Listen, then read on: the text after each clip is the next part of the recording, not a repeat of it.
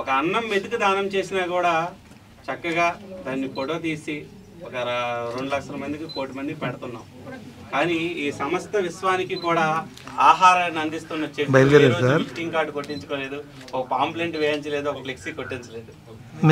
మన ఆఫీస్లో ఉన్నాను సార్, మన ఆఫీస్లో ఉన్నాను సార్. ఎలా చెప్తుంది అనేది మన శ్రీమాత స్టూడియోలో పచ్చని చెట్టును నేను 6 o'clock సార్, అదే స్టార్ట్ అవుతుంది. పాలుగారు మనసే మీరు ఎంతసేపులో రాగలరు సార్? ఎక్కడ ఉన్నారు సార్? పచ్చని చెట్టును అందరూ పాలుగారు మనసే నాదిరా. కొమ్మను నేను రెమ్మను నీకు తోడుగా ఉండే అమ్మను, కొమ్మను నేను రెమ్మను నీకు తోడుగా ఉండే అమ్మను, పచ్చని చెట్టును నేను పాలుగారు మనసే నాదిరా. నీ పొలమును దున్నిన నాగలై, నీ పంటను మూసిన బండినై, నీ పొలమును దున్నిన నాగలై, నీ పంటను మూసిన బండినై, నీ అమ్మమ్మ చేతిలో కవ్వమై, మీ తాతయ్య చేతిలో కర్రనై,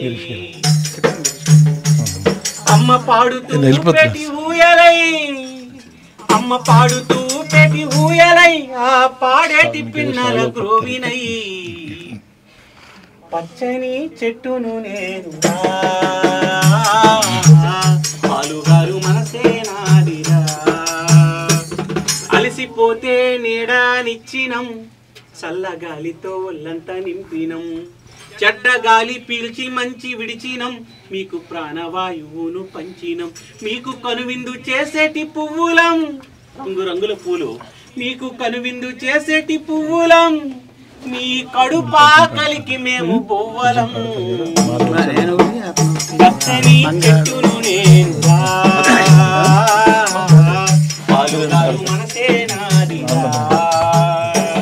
మీరు కూర్చుంటే కుర్చీల పీటలం, మీరు పడుకుంటే పందిరి మంచాలం, మీ ఇంటికి ముందర గుమ్మాలం, మీరు కట్టుకున్న పచ్చ తోరణం, మీరు రాసుకున్న తెల్ల కాగితం, మీకు తెలివి పెంచినట్టి పుస్తకం, ఇవన్నీ ఆ చెట్లు తయారవుతాయంట.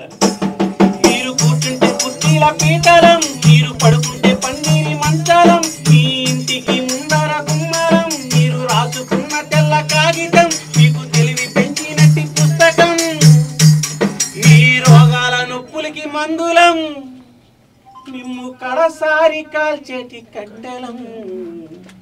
చివరికి మనం చనిపోయినా మనల్ని చెట్టుతో ఈదుతోనే కాల్ చేస్తారంట. పచ్చని చెట్టును నేను పాలుగారు మనసే నాదిరా. ధన్యవాదాలు సార్. Thank you.